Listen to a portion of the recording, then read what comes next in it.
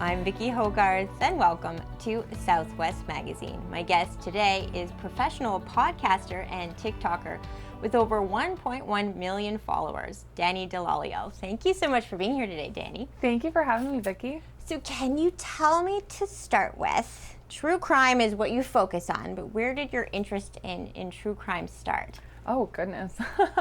I grew up watching true crime with my mom. 48 Hours, the first 48, all of that. I would probably say, though, I really took an interest when I got mono, right before I was to start college. And that's kind of when I decided I was going to go in I studied at St. Thomas University for journalism and criminology, but I just consumed so many true crime documentaries when I was so sick that I think that's where I was like, I could get into this field. Okay, and tell me a little bit about your podcast, Innocent Till Tipsy. Where did the idea for that come from, and how long have you been doing it for? Yeah, it was definitely a hodgepodge of information between myself and my company, Herdat. We threw a lot of ideas around. We definitely always wanted something with victims advocacy behind it. So we always try to have either a cause or a person we're trying to draw awareness to from the stories that we tell, and always just trying to bring further awareness, because we are aware that true crime can be very exploitative. So we want to make something with a purpose behind it. Okay. You were following very closely the Amber Heard Johnny Depp trial, though, and you were in the courtroom. I was, yeah. How did that happen, and how did you start following it? Well, I'm crazy. So, and this was a crazy idea. So I, originally how my TikTok took off was, we were in the pandemic, we were in quarantine, nothing to do. I was laid off from my job at Disney World. So sitting at home like everybody else. And I thought, everybody's sick of hearing me talk about this court case. So why not share with the world my thoughts on it? Not thinking anyone would care. And that's kind of where I got my baseline of followers for. And I've since branched out into true crime, and that's kind of my main focus on my TikTok now, and what we do on the podcast as well. But my interest and my hobby still lied with Johnny Depp, Amber Heard. And so I decided one day, I was like, why don't I just fly out for the first week of court? Just to see them in person. I've been reading the transcripts, the court statements from everyone. And I was like, just to see it in person. And I went and I ended up staying for a month. And it was wild and very weird to see both of them in one place at the same time. So, and I'm going to back it up for a minute so everyone gets your life story. Mm-hmm. You went to St. Thomas University, mostly raised in New Brunswick. Yes. And then you went to Florida, where you had been born before, worked at Disney World. Yeah. Pandemic hits, and you're laid off. Yes. Then you start following the court case as part of it. So it was all just sort of meant to be in the stars how this happened. Yeah. But you told me before we started recording that when you got to the court days, in the early days of the trial, there really weren't as many people. I think most of us who followed it on the news see these pictures of lineups, people sleeping outside trying to get in. But when you started going, it didn't have the fanfare as it had later. No. Yeah, so that was wild. So when I first arrived, we were arriving anywhere between 5 to 6 a.m., still getting a great spot. There was only about 50 of us originally in the courtroom. It wasn't even filling up. I just think people didn't know what was happening in Virginia. But when I got there, it was mostly us Justice for Johnny Depp influencers that were there. So I got to meet, if you've been following the Johnny Depp stuff for any length of time, and I've been doing it for 2 years now, I got to meet Incredibly Average, his name is that Brian fella on Twitter. And it was so cool because online for years now, he has just been a literal caricature. You never saw his face. And as soon as he started talking, I was like, oh my God, you're Brian. I know you. And I talked to him a few times online. He actually shared information with Innocent Till Tipsy that we've used on our podcast as well when we've gone through the court documents and everything, and got to meet all of these other influencers that I'd known online, but finally seeing them face to face. And then as time progressed, and I think especially once Amber had taken the stand, I think the last day I was in court, it was the second day of trial that she had taken the stand. It had become this almost overnight sensation.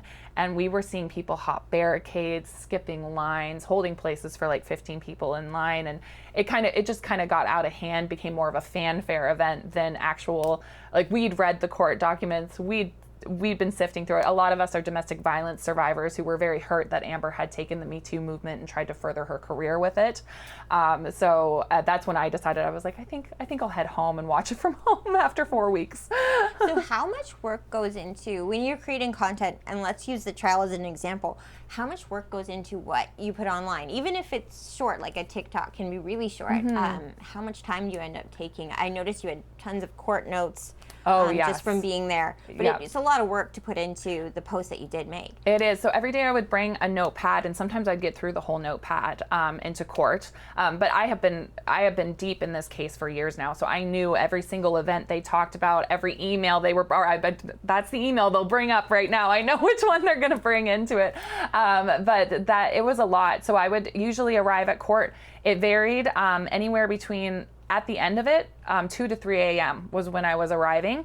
I would sleep on the courthouse floor to try to stay in line, and everything. And it was wild. So took notes, would come back to my hotel at night and try to dissect it and make it into a 3-minute TikTok. That in and of itself, I would always try to put stars as I was going through the day at court by my biggest notes of this happened, I can't believe this happened. And then have to gather the court clips that I want to add in, and whatever else. So it would take hours. I would usually go to bed at about 11 to midnight and then have to be up again the next day at 2 to 3 a.m. to get to the courthouse to get into line for it. So it was a whirlwind month. I was very tired by the end. And being prepared for this, I know sometimes people think someone who's a social media influencer who can become professional at it, that there's so much luck involved, but really you studied criminology and journalism at St. Thomas, so yes. You've kind of been preparing for this your whole adult life. Unknowingly. Yeah, I had no idea I'd ever actually work in the field, and this has been a wild time, but yeah, it is an awful lot of work. But I would say, if you wanted to start your own platform, if you were looking at something like that, just find something you're passionate about, because both subjects that I talk about, the Johnny Depp Amber Heard case, I'm very big on domestic violence advocacy for all genders, and as well, I care very deeply about true crime. It's why I got into it, and I had a little girl go missing near me when I was very young, and I think that is really how I started to be just more aware of my surroundings, and started to pique that interest in true crime. And I think just having something that you care deeply about, I think that does resonate with people. So that's what sparked it, an original case that was in your own community? In my own community in Jacksonville, Florida, because as you said, I was born in Jacksonville, Florida. I lived there till I was about 9. And when I was 7 years old, there was a little girl, she was 8 years old. She went missing just 20 minutes down the road from me. And it was a very scary time in Jacksonville. All of the children, I feel like, I read an article about it, and someone said the innocence of the children in Jacksonville was stolen. And it truly was. For a week, everyone was looking for her, and come to find out, her 14-year-old neighbor had killed her and hid her under his bed. Wow. So yeah, it touched a lot of people, because even your friends, even who you think wouldn't hurt you, they can do something like that. So, and I think too, with Innocent Till Tipsy and with my TikTok platform, we've dove a lot into wrongful narratives, or wrongful convictions. That's kind of our major passion. And with Maddie Clifton's case, Josh, who murdered her, he now says it was an accident. But when you look at the forensics, it was no accident. It was a very purposeful assault, unfortunately. One of those cases wrongly convicted that I was following your TikTok this weekend, West Memphis 3, which I think a lot of people know. There's a lot of mythology around that too. But I didn't know, and I learned this from you, which is another reason to follow someone like you who brings so much information to your platform, that if anyone watches Stranger Things, the Eddie Munson character is inspired by. Can you speak a little bit about that, and also your fascination with West Memphis 3? Yeah, well, as my followers even pointed out, it's not just Eddie that's based on it. Will Byers, the last names even are directly from the West Memphis 3 case, which is wild when you think about it. But yeah, it's been... We've been talking about that one for about 3 weeks now on the podcast, and really dove into it. And it's the Duffer brothers who created Stranger Things. They did say that a lot of Stranger Things was influenced by the West Memphis 3 case. But wrongful conviction, 3 young men went to jail for a crime they did not commit, the murder of 3 little boys.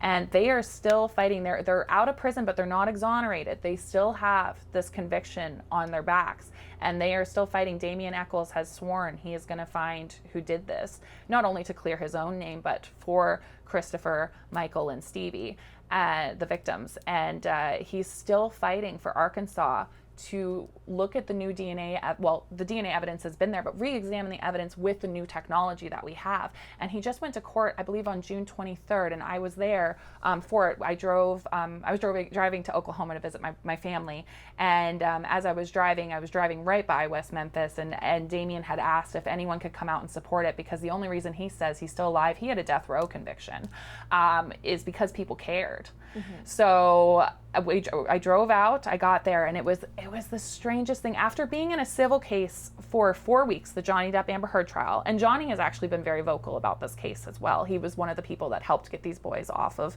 death row and out of prison. And to go there, and the police, it was the weirdest thing. They had the roads blocked off, like they didn't want us to find where the courtroom was. When I finally found my parking spot, I had an officer approach my vehicle and asked me to get out of the car, then told me to go onto the sidewalk, I guess because that's public property or something. So there were hundreds of supporters outside asking for the DNA evidence to be re-examined. And we all just had to stand in the Arkansas heat, couldn't get near our cars again. It was the weirdest thing I'd ever experienced, especially after being allowed to sit in the courtroom with celebrities. You can't go into this courtroom, but they came out, and Arkansas the judge said her hands are tied because of Arkansas law, and that they can't retest the evidence because Damien is out of prison. Okay. It doesn't really make full sense. There's been a lot of shady stuff that the system has done because I personally feel they don't want to be wrong.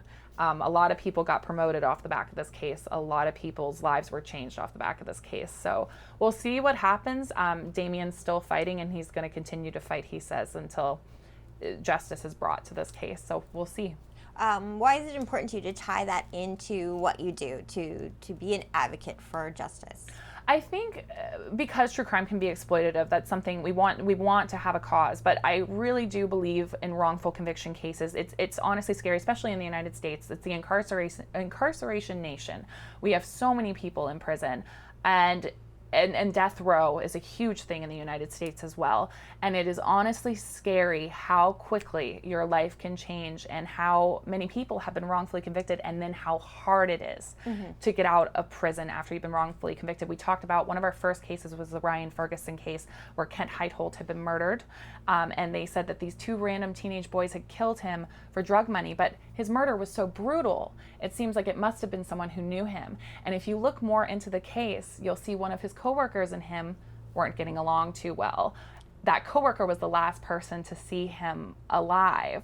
That coworker said he went home that night and went to bed, conveniently washed his clothes and everything from the crime scene, was never questioned. Actually, one of his friends was the cop that showed up on the scene. Never questioned about it. His story later, after he finally was questioned later, has changed at least 5 times about what he did. And he said he was home, but around, I think it was 4 a.m., he's seen in the background of one of the crime scene photos peeking out at where Kent's body was found. Wow. So when you start looking into things, it is scary, because you realize, like, Ryan Ferguson was luckily young, white, privileged male. His family could get him out of prison, but one of his friend that was also convicted with him, and that took years. Over 10 years, I believe Ryan was in prison, but his friend is still in jail, and they're not going to continue looking into this case because there's no need to look into it. And the prosecutor on the case was also friends with this coworker. So I'm not saying that the coworker was the person that did it, but there should have been more investigation that was done on behalf. All right. I should get into the name of Innocent Till Tipsy and where it comes from, in case people are wondering at home right now. You often pair wine on your podcast with whatever you will be talking about in the episode. I did see one, 19 Crimes is a wine by Snoop Dogg. Snoop Dogg. Okay. Which is your favorite wine? Yeah, so Snoop Dogg, 19 Crimes has been a wine for a while, but he has a wine with it. And I find it so funny. I mean, he was up for a murder charge back in the 90s. But you know how the bottles talk to you if you use your cell phone or whatever? No. Oh, no, but you get an app for 19 Crimes and the bottles will come alive or whatever, and their picture will tell you what they went to jail for. Well, Snoop Dogg just says things like, cheers. And I'm like, you're not going to talk about the murder trial in the 90s? Are you crazy? Johnny Cochran was his lawyer in that case. Oh, the OJ lawyer. Oh, yes. Okay. So no wonder he got, but I think it was self-defense, the whole thing. But we paired Snoop Dogg's wine with Snoop Dogg's story because a lot of people don't know that he was up on a murder charge in the 90s. It's like that's been forgotten. So how much of your content goes back to something like West Memphis 3 that's obviously still ongoing, and then in current events like Amber versus Johnny, we just spoke of OJ. I remember growing up with that trial, and that was sort of the first really TV version of a court case that I saw. Mm-hmm. Where do you get your topics from? Is it usually current events, or are there other true crimes from the past that still fascinate you? It's something that, like, my brain, I'm just like, oh, I'd love to talk about that. And then sometimes my followers reach out to me. We're going to be looking into a case soon on Innocent Till Tipsy where I got to speak with one of my followers and her father and her sister's case. I'm really excited to dive into it. They actually just sent us everything over from the Freedom of Information Act they got on their sister's case. So we'll be looking into that, diving in. But usually it's just I'll be sitting thinking, and I'll be like, oh my gosh, I remember that. Or like even from home, we had a whole episode on Alan Legier. So we talk about all sorts of things, and I'll be actually filming a TikTok while I'm home, going to the prison, because I don't know if you know, but York County Jail, Alan Legier was held there for his trial in the 80s, and he was the first conviction on DNA evidence in Canada. Which is, it's fascinating. But I'll definitely be filming a TikTok down there about him and his craziness. Can I ask you, for people who are curious, because you mentioned before you worked at Disney World, mm-hmm. but the pandemic has had this silver lining for you in that you've been able to basically quit your day job and do this that you love full time. At what point were you able to do that? What was that turning point where this became your full-time career? Yeah, I'm very fortunate in that I had reached about 500,000 followers on TikTok. And I luckily had this wonderful media company reach out to me, Hurrdat Media. They're based out of Omaha, Nebraska, and they've allowed me to travel. And I've never seen Nebraska before either, so it was really wonderful to be out there. But yes, reached out to me asking me if I wanted to do a podcast, if I'd like to do it full time and still continue my TikTok, because it's a lot of work. And as my boss said, he said, I can see your TikTok beginning to suffer if you go back to Disney and you're trying to do all of this, and it definitely would have, because this is 100% a full-time job. I write all of the scripts for Innocent Till Tipsy, and the scripts aren't really the issue, it's the research that goes into it, because I never, especially for cases like the West Memphis 3, there are two arguments to that. Maybe it was a satanic killing of these little boys in the woods. I want to look at all sides before I form my own opinion, and I always tell, that's always been a major thing for me on my TikTok and on my podcast of, everybody has their opinion. I am very strong in my opinions. Please go look at it yourself. And I try to provide the resources to do so, especially with Johnny Depp and Amber Heard. There is an entire website of court documents. Please fill your boots and go look at that and get all the information that you need. Yeah. What would be your advice? I was telling you before that we were talking about TikTok at work. We have a lot of summer students this mm-hmm. year who are very big into TikTok. I think I'm open and willing to do this at CHCO. We haven't done it yet with their help, because I feel like maybe I'm just like aged out of it a little too much. But what is your advice for people looking to not just TikTok, but become social media professionals? Obviously, it takes more work than I think that a lot of people realize. Yeah, it's a lot of work. You have to be, I think being consistent with your posts is definitely something. Although TikTok it's a fickle app. There's a lot of things that can't be posted on it. You have to be mindful of the community guidelines as well. But really, I think just finding something you're passionate about, finding something that speaks to you. It doesn't matter what it could be. It could be you're a beauty guru, or true crime for me.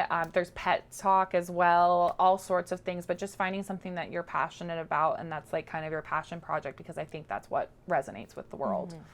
How do you handle, obviously with social media can come backlash, can come criticism, can come online bullying. How do you handle that aspect of it, especially when you're talking about things like, let's say Amber Heard, Johnny Depp, where there could be really two polarized views on what's happening in the trial? How do you respond to people or keep your mental health sane in those moments? It's hard. So with the Johnny Depp Amber Heard stuff, that is something I would say I am an expert on, because I have read so much about it. Because so when people start arguing with me about that, that's never been an issue for me, because I'm like, either go back and look at this video or I'll make you a video explaining like what is going on, because unfortunately I know way too much about that. But when it comes to personal things, like when I feel personally attacked, like you didn't pronounce this word right, like you're so stupid, or wow, are you pregnant? Like, yeah, like, you know, like just like really hateful personal things. And I'm always like, why? And some days you can let it roll off your back and you're just like, well, you know, it is what it is, and you don't pay too much attention to it. But other times, I mean, this week even, I had a hard time with even posting about, I posted outside of Stephen King's house, and I had a few people, and I was like, why are you just commenting to try to ruin my day? Like, I don't get what that's about. But I find definitely trying to take time away. I wish you could not look at the comments. However, I love interacting with my followers. So I read almost all my comments and everything, but yes, it does hurt. So I just wish people would be better people. Try to put more good into the world, you know? And are you always working? I did notice that you had the Stephen King post when you're here in St. Andrews for a wedding. You made a trip down to Bangor. You're off to tie other crime cases and scenes into your visit. Are you always doing that, trying to find a way to tie where you're at and what you're doing into something you can do online? Yeah, it's not even, honestly, because it's such a fun job to have, it's not even something I'm like, oh, I have to, you know, a lot of times it just comes to you, especially when you're in a good mental space. I do find sometimes when you're not, like near the end of the Johnny Depp Amber Heard stuff, I was like, oh, I have to figure out how to make this into a TikTok, you know? But now that I'm back into my even keel, it's something that just comes to me. Like, we were flying into Bangor and I was like, you know what? Stephen King's house is right there. I always love to go see it. I might as well make a fun facts about him, because I just love all of his work. And the Alan Legier, I'm like, well, I'll be in Fredericton, so I might as well, you know, tie that in. I love talking about home and kind of tying things in, things from Canada back into my work as well. So yeah, it's just, that's kind of the fun part of it, is thinking of something off the top of your head. I meant to film something when I was in Oak Island, but just didn't have time.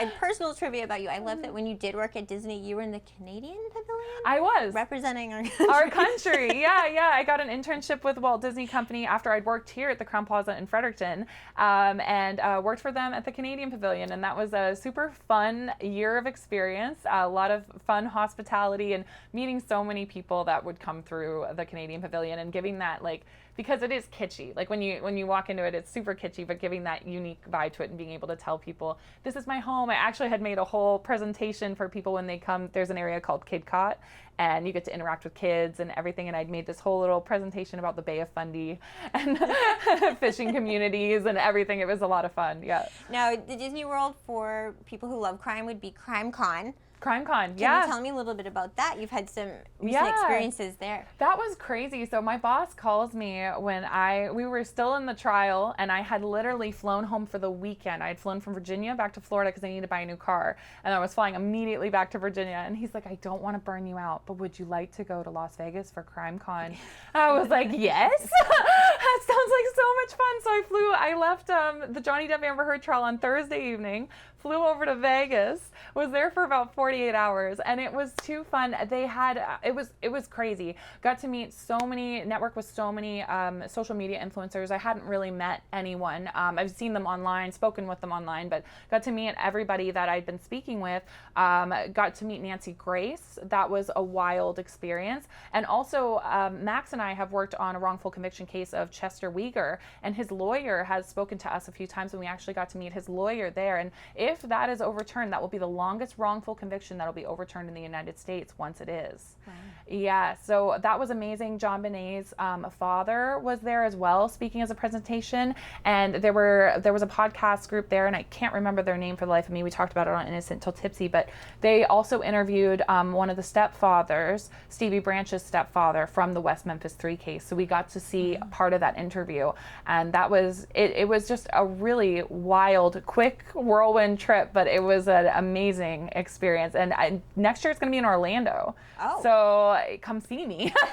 I'll be there. Are there true crime podcasters, or not even true crime, but influencers that you follow that you think really do a great job? Oh yeah, so there's several. I love Stephanie Harlow was one. She's a YouTuber. She's really wonderful. And why can't I think? Mile Higher Club is what her podcast name is. I can't think. Kendra. I'm losing her name right now, but a lot of victims advocacy work, which I love. I always back and support. And when they can actually talk to the family and get the family story out there, it's important work. Yeah.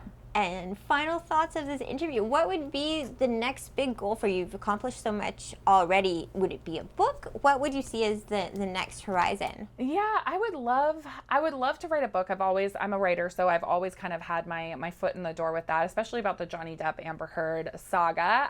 That would be great. But honestly, just continuing, I would love to work more in victims advocacy and in wrongful convictions. I'd love to work with the Innocence Project and trying to further wrongful conviction cases and seeing what we can do, what Max and I can do in that field. But just kind of getting out there and I guess volunteering a little bit more of our assistance with the platform that we have. Yeah. All right. Well, thanks so much for making time with us on your trip here. Thank you so much, Danny. Yeah, thanks for having me, Vicki. My guest today has been Danny Dell'Olio, professional TikToker and podcaster. I'm Vicki Hogarth. Thank you for watching Southwest Magazine. Southwest Magazine is a news and public affairs production of CHCO Television.